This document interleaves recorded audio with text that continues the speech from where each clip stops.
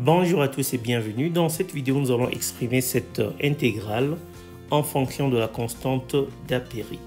Alors, c'est quoi la constante d'Apéry? La constante d'Apéry, c'est la valeur de la fonction zeta de Riemann en z égale à 3. Donc, la fonction zeta de Riemann est définie sur l'ensemble des nombres complexes par zeta de z égale à la somme pour n allant de 1 plus l'infini de 1 sur n à la puissance z.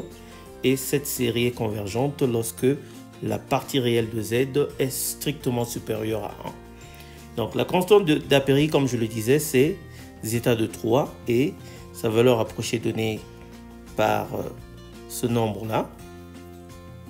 Alors nous savons que ce nombre est irrationnel. Malheureusement, nous ne savons pas s'il est transcendant.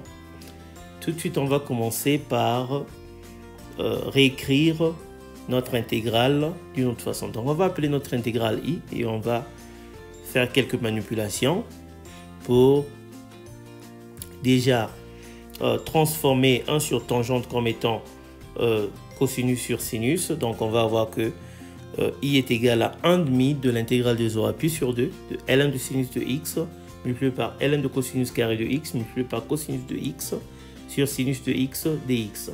Et ensuite on va écrire cosinus carré de x comme étant 1 moins sinus carré de x. Voilà, donc voilà ce que nous allons obtenir. Et donc le but ici, c'est d'exprimer tout en fonction de sinus.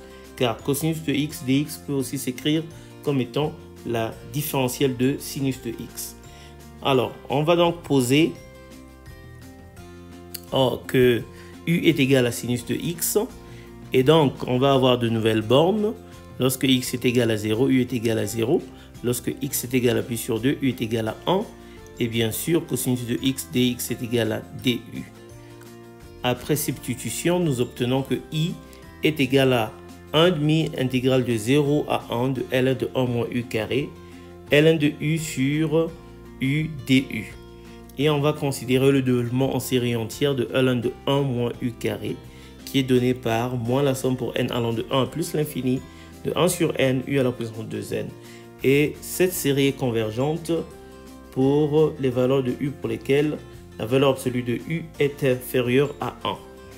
Alors maintenant, on va remplacer ln de 1 moins u carré par son développement en série entière dans l'intégrale pour avoir que i est égal à ceci. On va faire quelques manipulations. Donc déjà, on va diviser u à la puissance 2n par u. Et après cela, on va sortir la somme hors de l'intégrale pour avoir la chose suivante. Voilà, et maintenant on va appeler cette intégrale-là, comme on peut voir que cette intégrale dépend de n, on va l'appeler in, voilà, et on va calculer in. In est une intégrale qui est impropre en 0, donc pour la calculer, on va prendre la limite lorsque a tend vers 0 à droite de l'intégrale de a à 1, de u à la puissance 2n moins 1, ln de u du. Alors on va intégrer par partie pour calculer cette intégrale. Donc après intégration par partie, nous obtenons qu'une primitive de notre fonction est donnée par u à la puissance 2n sur 2n ln de u moins u à la puissance 2n sur 2n au carré. On va évaluer cela entre a et 1 et on va prendre la limite lorsque a va tendre vers 0 à droite. En prenant, donc après évaluation, nous obtenons moins 1 sur 2n au carré moins la limite quand a approche 0 à droite de a à la puissance 2n sur 2n ln de a moins a à la puissance 2n sur 2n au carré. Alors tout ce qu'il y a entre crochets va tendre vers 0 lorsque a approche 0 à droite. Donc à la fin, on va se retrouver avec in qui est égal à moins 1 sur 2n au carré. On va donc substituer cela dans la formule de i pour obtenir que i est égal à moins 1/2 de la somme pour n allant de 1 à plus l'infini de moins 1 sur n multiplié par 1 sur 2n au carré. On va simplifier tout ceci pour obtenir que c'est égal à 1/8 de la somme pour n allant de 1 à plus l'infini de 1 sur n au cube. Alors on retrouve là notre zeta de 3, c'est-à-dire la constante d'Apéry. Donc on vient de montrer là que i est égal à 1/8 de zeta de 3. Donc notre intégrale de départ est en fait égale à 1/8 de zeta de 3. Voilà, nous sommes arrivés à la fin de notre vidéo.